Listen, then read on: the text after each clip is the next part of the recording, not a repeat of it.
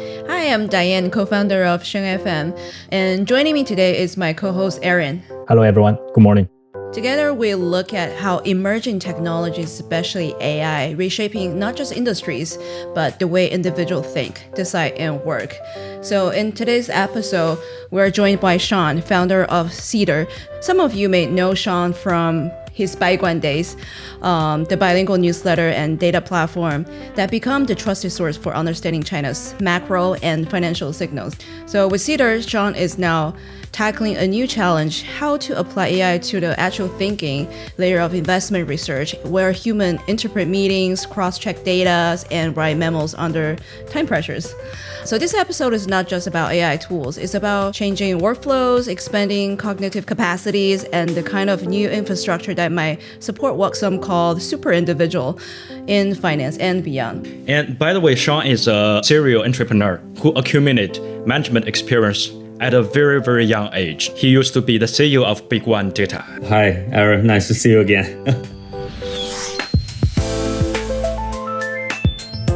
Sean was the CEO of BigOne Data until 2022. And after that, he started his own company, a new venture, choosing to focus on the AI field he has always wanted to pursue, and join the wave of startup in AI agent.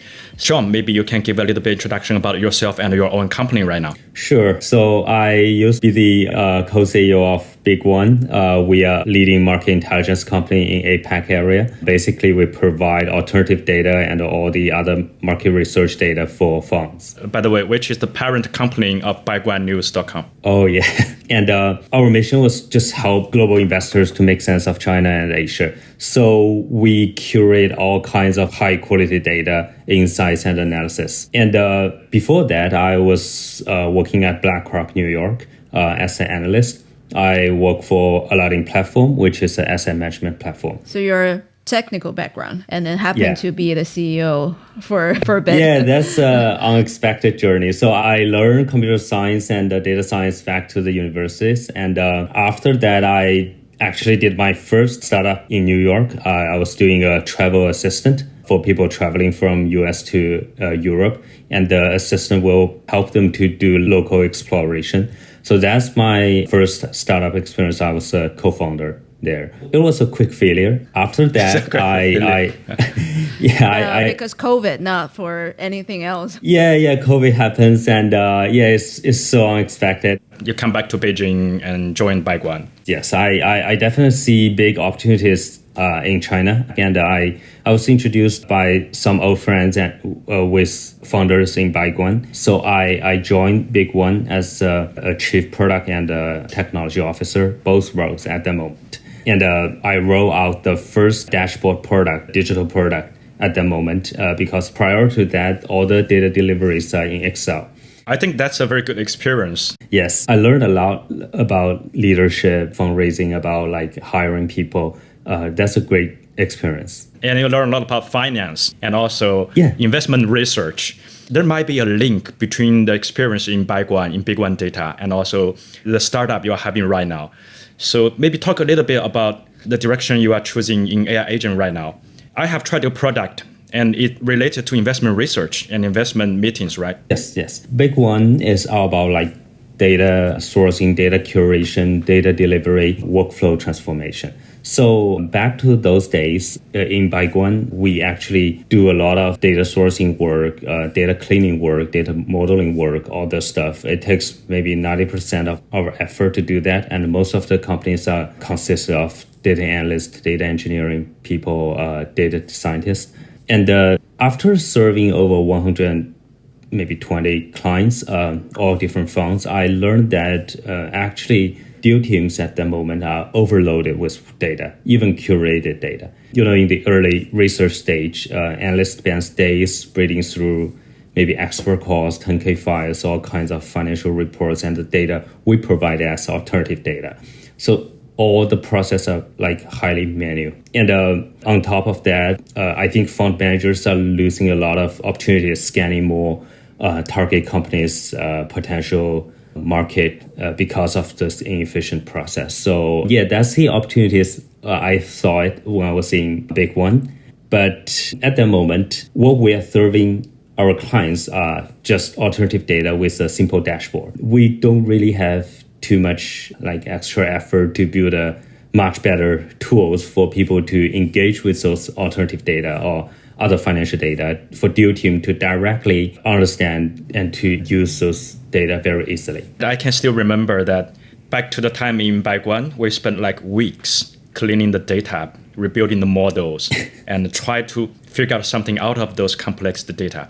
Without AI, we don't have AI at that time. So maybe help us understand what you are doing right now and give us a little bit background color on why you are choosing this very specific direction in terms of the AI agent.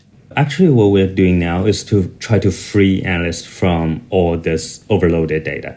So one simple description for what we're doing is to automate the analysis of companies in daily research. Like I said, analysts are now buried with all this transcripts, files, news, all this alternative data. So one thing we do is we are helping analysts to do the target company scanning faster by generate automatic analysis of companies. And we do this by combining their meeting notes, financial reports, and their thinking templates together to do the fast generation. So they can do this on a weekly basis, on a daily basis, and the report generation will be in minutes. That's what we do right now. Maybe not all of our listeners are institutional investors.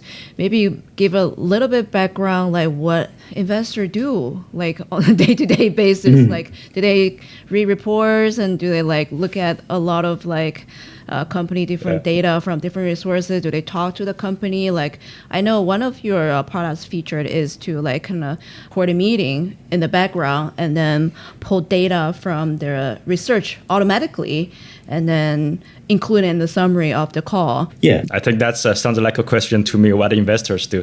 Yeah, go ahead, Sean. Aaron, what does the investor do?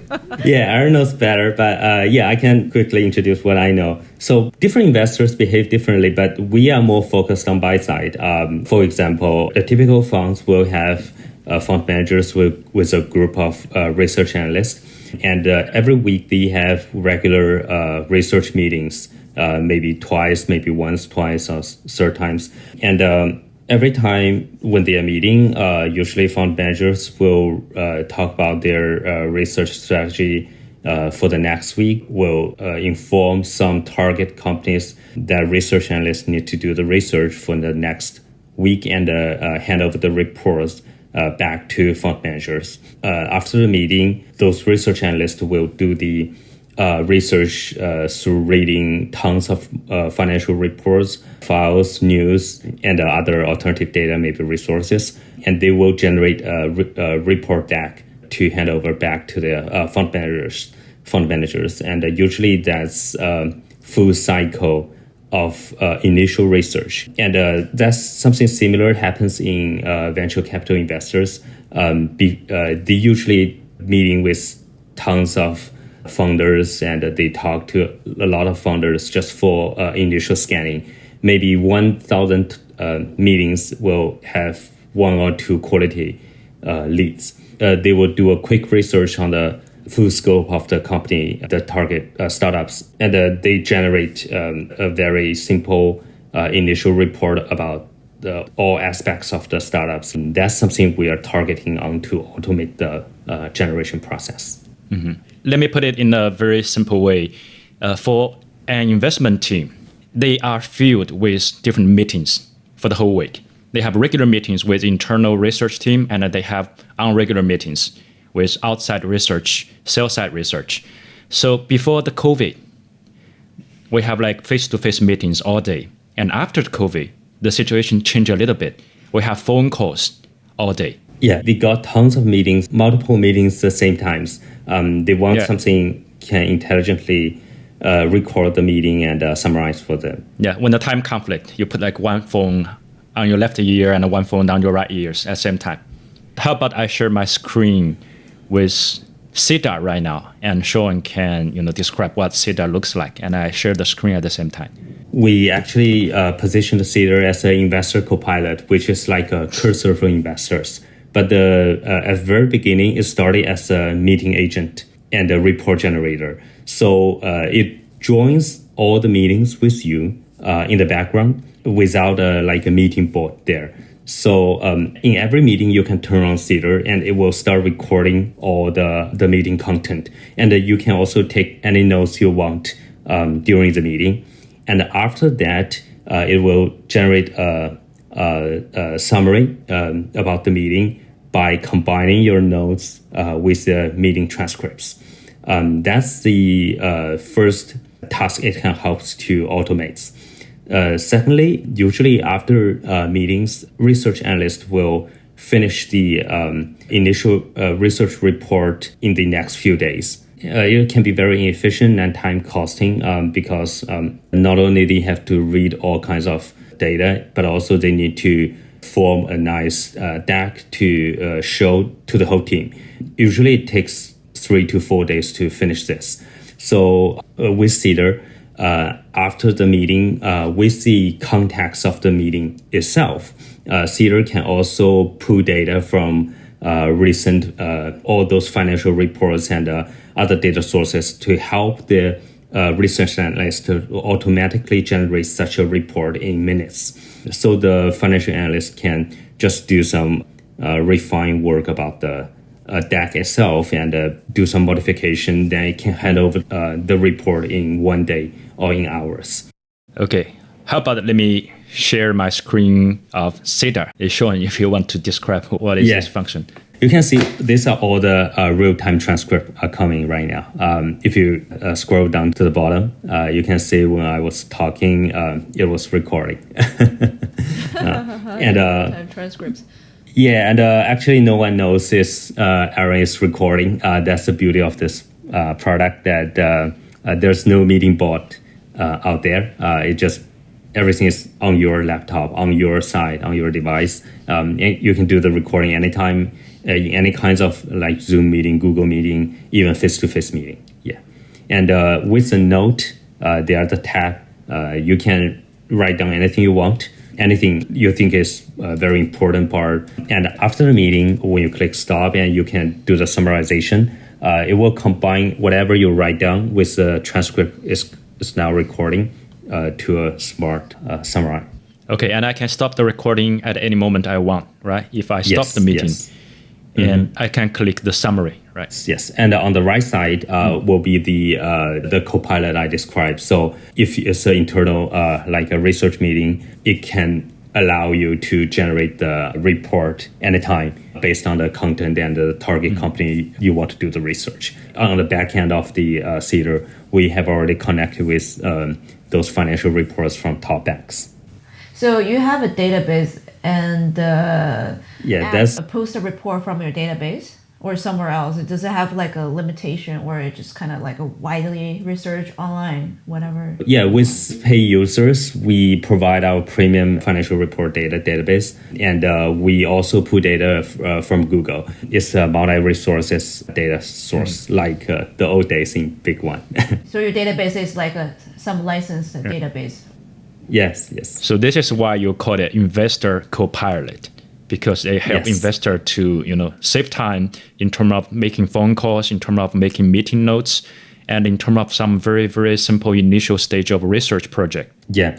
So actually for fund managers, when we are doing interviews with them, I think what they most appreciate are two parts. One is it really saves cost for them, saves times for them. Those reports will be handed in 3 to 4 days, will turns into hours or 1 day. And the other thing is sometimes they don't need that many junior analysts to do all this work. They can do much more target company analysis in a certain period. So basically means more scanning, more opportunities, and more idea generation.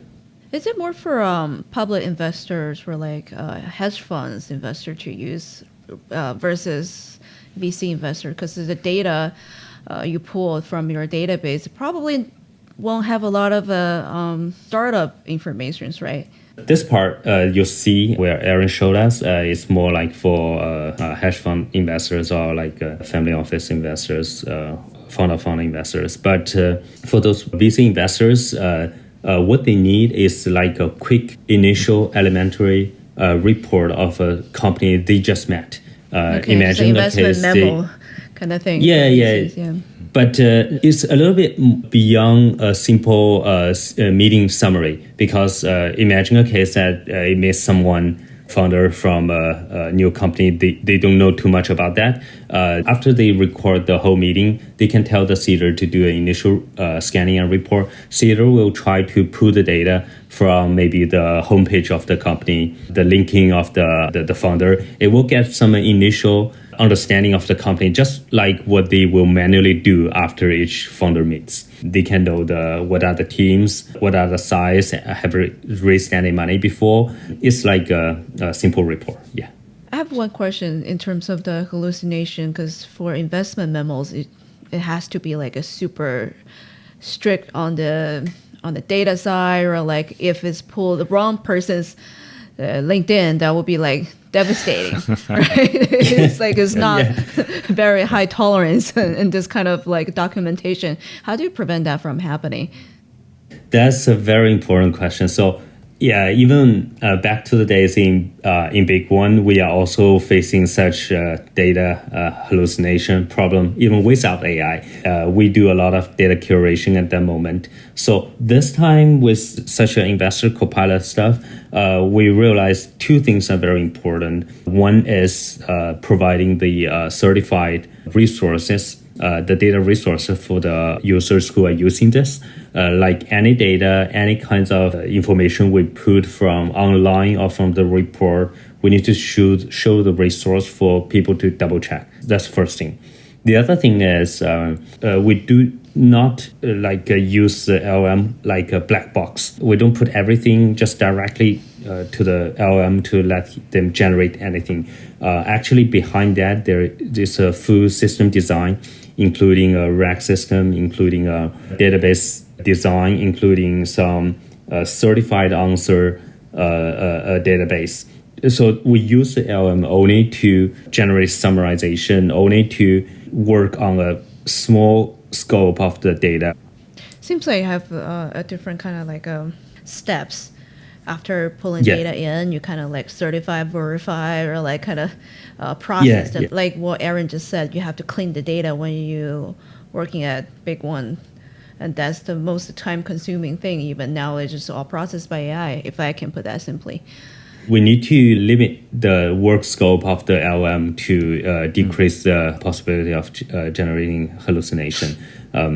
So it's before the AI can work correctly, can work precisely, having the correct data space is very important. Yeah. From my understanding is that you pull all the data from the internet and you can show the source of the data at the meeting notes.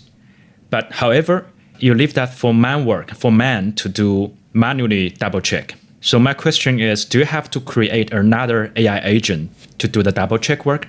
Yeah, that's something interesting about our users. So we find institutional investors and even private investors, I think they have really high ego. They want to do some work themselves. That's what we call the human judgment loops. So traditionally, I think all the finance decisions are not really fully automated.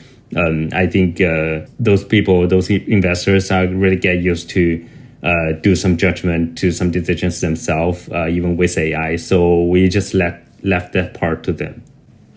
Okay, that actually makes sense. And I totally agree with Sean, because investors are very suspicious. They are suspicious about everything. Yeah. Even if it's the outcome provided by the AI, we are still suspicious about it. Exactly. Yeah, that's actually something that I saw a lot of companies, startups are missing about this part when they're doing some financial tools for those people. Yeah. So this is a very interesting point, is that you cannot fulfill this part for them. You have to leave this part for the investor themselves to fulfill by themselves.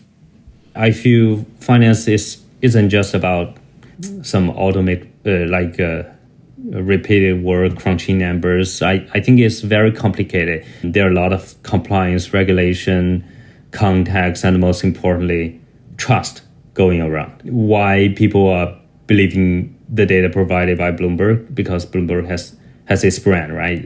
So using some AI tools, similar cases that they only use, they trust. They will ask their colleague, they will ask other, even their competitive companies to know which tools we can trust to use. So as the foundational model gets stronger, gets smarter, and then people will eventually like, okay, I can trust LLM more. Or people will just like, where do LLM get its data? A lot of people trying to like doing SEOs, not SEO per se, for LLM to put data from. I even heard of the story like a lot of people write papers and then ask LLM like in like an invisible like kind of color or something to ask LLMs like not say bad things about their about their paper if someone actually like cited them.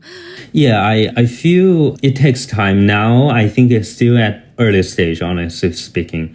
But you can see the working habits are changing. Are using ChatGPT or Cloud in their regular work. They try to incorporate those tools in their daily workflow. But I know from a compliance perspective, a lot of funds are also forbidden their employee to use. They need them to do all the double check. When I was making this kind of investor copilot, one of the thing is try to fit into their current workflow and earn trust from our users by allowing them to join this decision loop. That's something very important.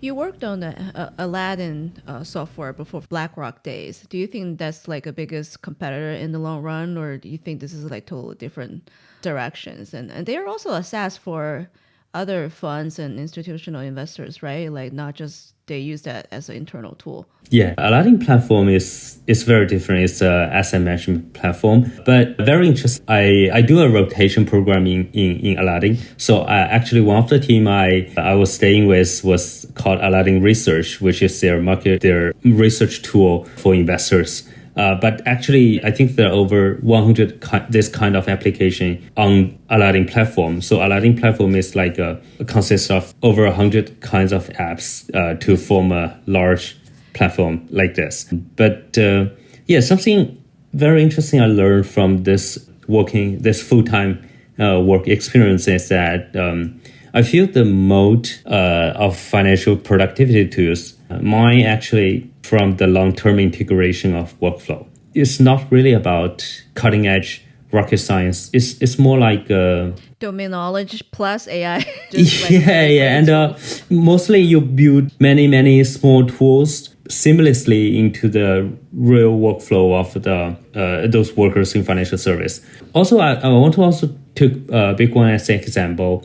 Back to old days, after we built such a dashboard product to presenting our data, we learned that even in private equity firms or in hedge funds, people are rarely really using the dashboard to read our data. They still use Excel. They download the files from our dashboard and do all the analysis work. It's a different age group of users. It's a older I think I think they're just so get used to such tools, unless it has a total next level experience like what AI can bring to them. But they really stick with those tools and the current workflow. So I think for current AI builders today, like me, I was always thinking, how can I fit into the current workflow? So one of the things I think of is help your target users, so here is other investors, to finish one task completely, independently, so they can really do one click to finish even a small task. Then they don't have to download Excel like before and get the data from BigOne dashboard, but download Excel to do the analysis. So they started using Cedar in the initial meeting and do one-click report generation. After the meeting, the report generated. So the whole process is seamlessly fitting to their current workflow. Yeah. I have a harsh question. We mentioned trust a couple of times. Would you agree that for an investor or for an investor client, they have more trust a platform like Aladdin instead of more trust for startup companies like Cedar? So how would you picture the future? The future, would it be like Cedar be part of a system like Aladdin? It's just the function of Aladdin. Yeah, I think honestly, anything can happen. But what I'm projecting is building a tool from a workflow to a brand. That's what I'm thinking about. From a workflow to a brand. It's all about branding, reputation. Yes. Honestly speaking, what we just mentioned, the human judgment loops that investors want to make decisions themselves, is quite complicated compared to you building a AI tool for maybe sales, for engineers. So a lot of things are not really about product itself. It also related to how you approach your clients, brand yourself, keep earning trust, even with face-to-face meetings. So building a good product and fitting to their workflow is the first step. During this process, how you react to the user feedback is super important to earn their trust to build your brand. How do you think we can achieve that goal? I mean, from modify workflow, make it more efficient, to building a brand and making people trust you more. Because we are startup companies. I mean, there are hundreds of thousands of new AI agent startup right now. And for a client or for our investors, how do you choose between those brands, and which one would we trust more? Why would it be Cedar? Honestly, that's a hard question. So building trust through existing connection and network is one of the most efficient way to do that. So with the existing brand of BigOne, we already learned trust from various top clients and important users. I think when I was building a new AI copilot, letting them to adopt this, those tools are our first task. And after that, leverage their impact. Let them be our KOLs in social media. Usually a lot of famous investors will have their own social media and social status.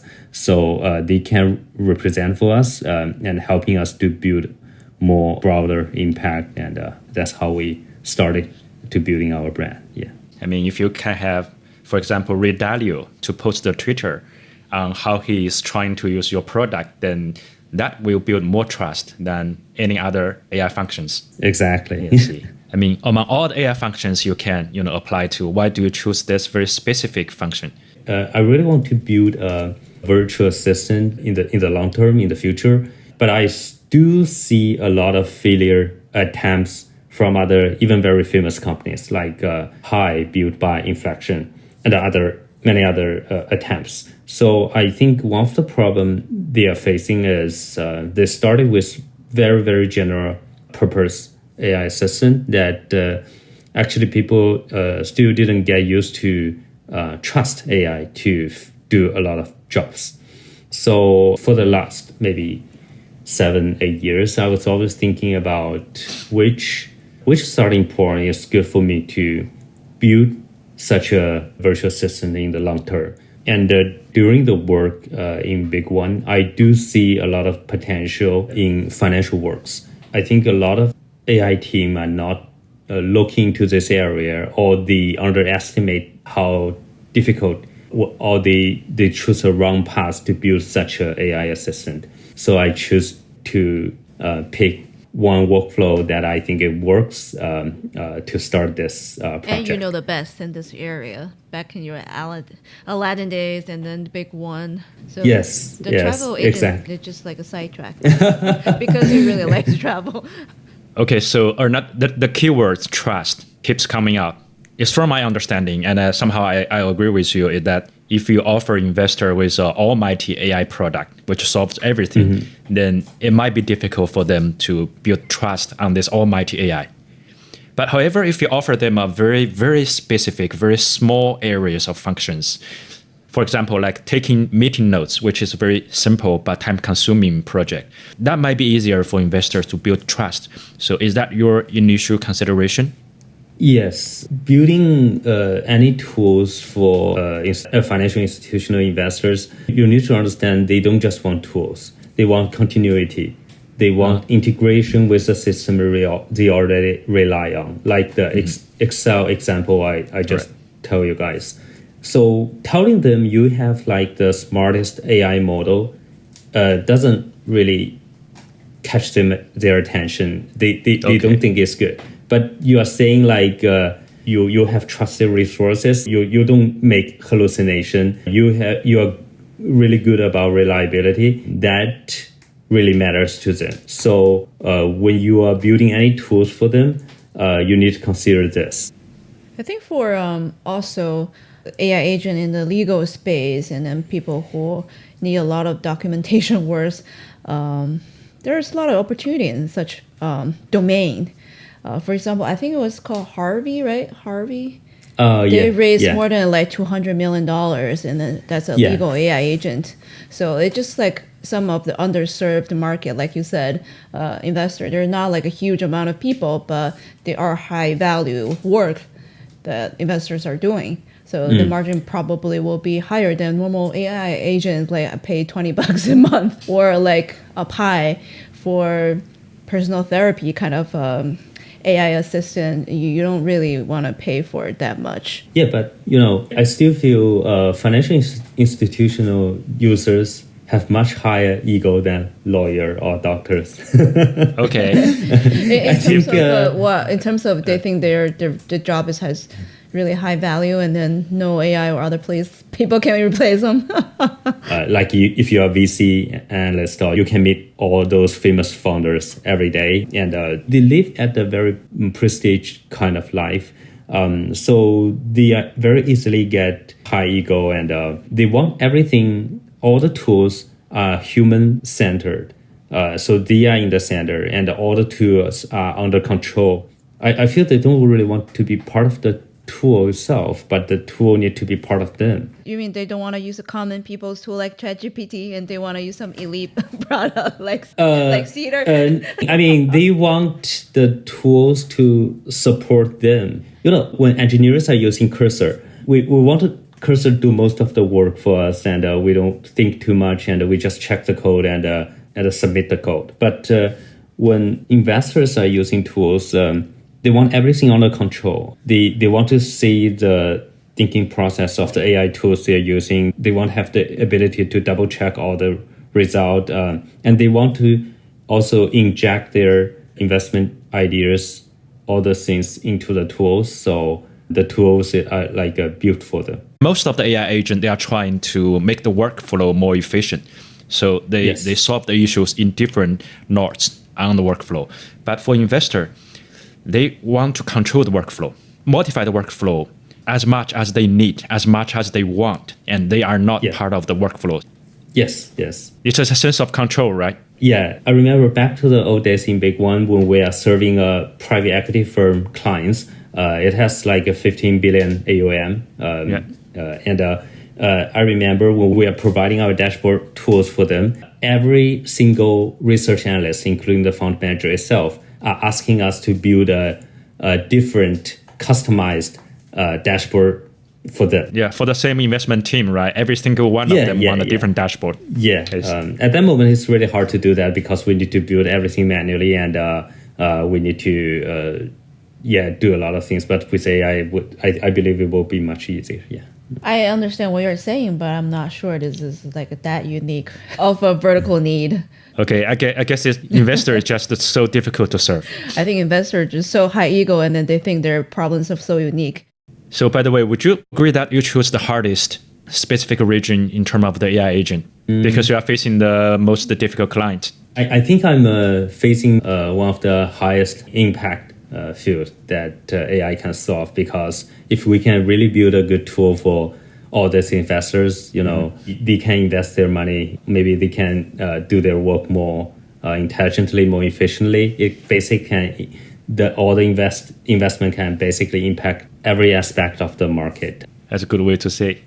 So since you're like work with a lot of institutional users or clients, like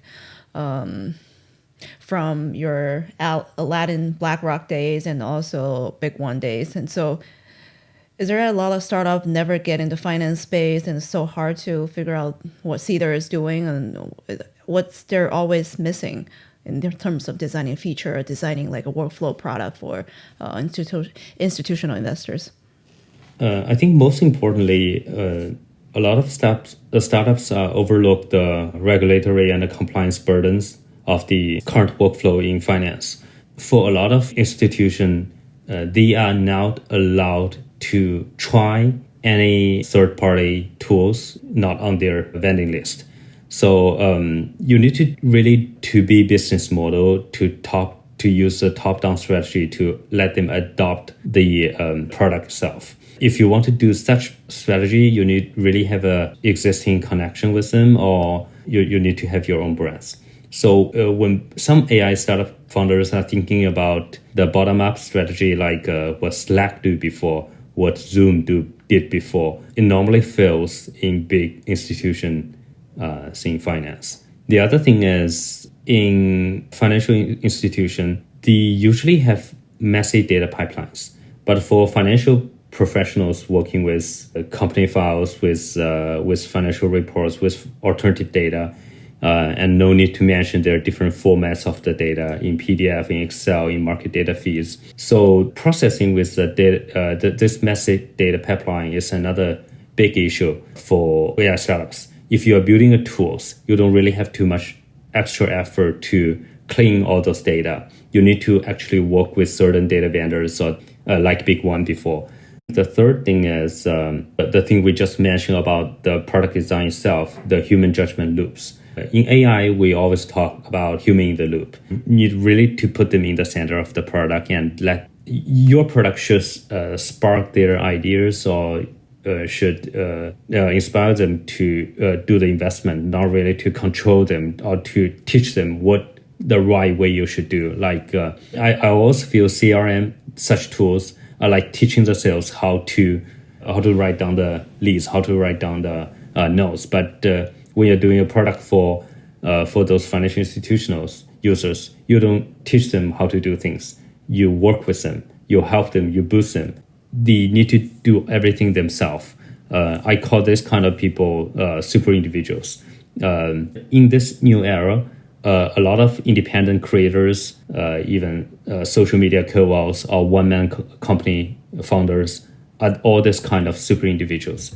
They have very different kinds of workflow and needs. So I believe a new productivity tool ecosystem will emerge in this new era with all these AI tools are emerging. I actually like the last point you've made. I mean, even before the AI agent, institutional investors are already super individual. And now we are trying to figure out a way to how to make those super individuals more efficient. That's all. It's unlike any other AI agent. They are making other people to become super individual. Aside from, taking meeting notes for investor copilot, are there any other directions that in these specific areas that you find worth exploring? Yeah, I think if you're talking about the work in financial institution, yes. I think collecting, filtering, and finding signal from data, that's one of the interesting topic I want to explore. Mm-hmm. It helps people to narrow down what kind of target portfolios or companies they want to do deep research on that. And AI can definitely do this much better. They are good at reading tons of files and do the summarization and providing facts and evidence for the investor to do further looks. Okay, so have you seen like any interesting AI agent startup in these areas which you would like recommend us to have a try? Oh yeah, I remember there's a company called Dilly. I think it's just from last YC batch. Basically, it raised tons of files and help people to put the good signal and bad signal about the company. And I think it raised all kinds of 10K files, transcripts, financial statements, board decks, all the stuffs. It helps by parsing data and filling out all the tables. That's what we do. So I think they are also focusing on buy-side deal team and portfolio monitoring for fund managers. What's the name of it? Is it Ely? Yeah, sounds like due diligence. Yeah, it's Diligence, the DILI. daily. Yeah. And there is another company called Metal, METL, Metal.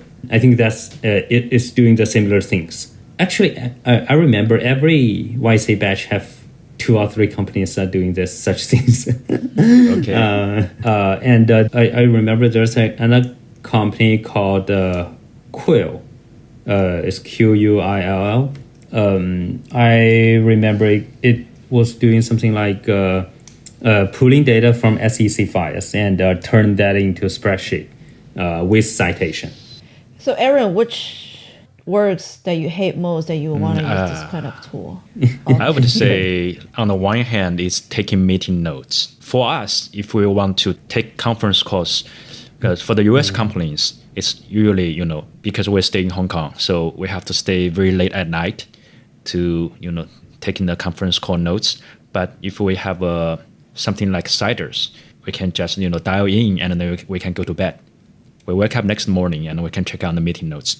So that's one thing. And another thing is making presentations. It's presentations for clients, presentation for internal use. All sorts of presentations. I'm still struggling in terms of finding a way to, automatically making those presentations based on all the materials that I have right now. Which part I take most of the time? Like just writing the talking points or like getting into a presentation format? Like what? I would say getting into the presentation format. Okay. For all the investors, in terms of the presentations, you have a very universal, standardized format, like part 1, part 2, part 3, part 4. So this part is easy. And connecting all the materials, it's not easy, it's time consuming, but it's not that difficult, it's just time consuming. And then you have to combine all of this into a specific format. And then you come up with standardized presentations. In the past, those jobs can be done by interns or like a junior personnel. Yeah, it has to be done by a junior analyst, not intern. Analyst, not intern. And analyst usually takes 2 to 5 days to finalize a presentation for one specific company or one specific client. So as you can say, 2 to 5 days is time consuming. So do you see any agent nowadays, like Manas or any of those products you try that can do the presentation? Like almost all the AI agents I've seen, they are trying to solve these issues. From Gemini to GPT and from Manas to, other agent startups. But somehow I would say most of them haven't got there yet. What do you mean by haven't, to be specifics? Like, do you think they're just the data part is not correct to combining all the materials and data resources, or getting into the right format, or what's missing there, what's lacking there? A very common characteristics of what they are doing right now is that they are trying to come up with a very comprehensive, large presentation, which covers everything, covers all the format, covers all the part, as we mentioned. But in terms of daily use, we don't need such a very comprehensive presentation. Each presentation is used for a very specific purpose. For example, client meeting, or for internal team meeting, or for a specific company discussion. And what they are doing right now is to offer you a very standardized, comprehensive, large presentation. And I can say that they are trying to fit all the needs. By the end of the day, if you try to fulfill all the needs, then you fulfill nothing. So maybe the opportunity, like what Sean says, is still lays in the vertical opportunities. Yeah, has to be very niche, has to be very vertical in terms of a very specific scenario. And in that scenario, you need a very specific presentation or research report for that purpose only. What do you guys use personally as super individual? What do you do? There are a lot of other development tools, like I would even call Supabase will be one of our super individual tools. It basically helps you do all the server hosting, and it eliminates all the complicated process you need to traditionally to do in AWS, all this stuff. And I use like Gemini to generate social media posts quickly for me. I create my customized GPT and to creating a lot of product marketing post in Reddit or in Twitter. For me, it's funny because I normally use my research analyst. And I always push them to use more AI agent. One of the thing is Aaron trusts a real man, the intern he hires, but he wants someone he trusts work more efficiently, can do more work. That's why we mentioned trust is the core conception in terms of how we applied AI agent. Yeah, and another thing I usually I interview with those fund managers or people, they tell me is there's no good AI tool are really right now are designed for them, because you can use GPT, definitely you can use deep research in GPT and the Gemini, but if there's a tool can really fit into your daily workflow, you can easily do that, then maybe at the moment Aaron will try to do himself with the AI tools, not with a research analyst. Yeah, maybe it still needs a couple years. I mean, I for our line of work, like media, content creation, sometimes it's just like you really don't want to use a new tool, and then you have to double check the work, and then that just not lowering the amount of the work. It can create more work for you to double check. Are you using any tools for like podcast editing? Our post editing teams are, yeah. Okay, so it's like an AI editing tool, because I'm recording a lot of podcasts right now and I don't have time to edit every one of them. If you really want to make the contents like really flow or like edit it out, a lot of the things that you don't want it to be in, they still need manual works. The AI cannot decide for you. That's what I'm thinking about. So that's it's what I need. It's not there yet. AI can't decide. Sometimes there's still like editorial debate within our team, because sometimes one team member think this is valuable content, the other one think this is like not very relevant. So this is still like not the thing that AI can decide. Yeah, you see, there's a lot of potential space for AI agent startups in all the directions. A lot of BigOne newsletter subscribers, and also probably potential our listeners, are institutional investors. If you want to pitch your product to them, like how would you like get them sign up? Like what's the feature that you think they're needed, and how do you like get them on board? Let's Cedar to automate your company analysis in your daily work. If you want to do your initial company analysis in minutes, in hours, then just use our Cedar product. We can do it for you. And you can download it at meetcedar.xyz. What's the feature that you're most excited about for the future updates? And can you say anything about that? We want to be like a real full-time employee in any investment team, in any deal team, and help you not only doing any mid-note taker, simple file generation, but can do all the repeated data work, information collecting work, file generation work, report generation work for you guys. Yeah, that's what we are looking forward to. One more question. Can individual investors benefit from Cedar? For private investors, Cedar can help them to connect with professional financial work by linking all kinds of data and information with them. They can let Cedar do a lot of initial scanning work for them. They might have more ideas inspired by Cedar. I recently heard a new word called virtual colleagues. I mean, when talking about AI agent, they don't want AI agent to be like co-pilot. They want them to be virtual colleagues. So very cool to have Sean here today. And I believe we might have another episode after you launch your product with BigOne. Thank you. Glad to be with you guys. Okay, thank you.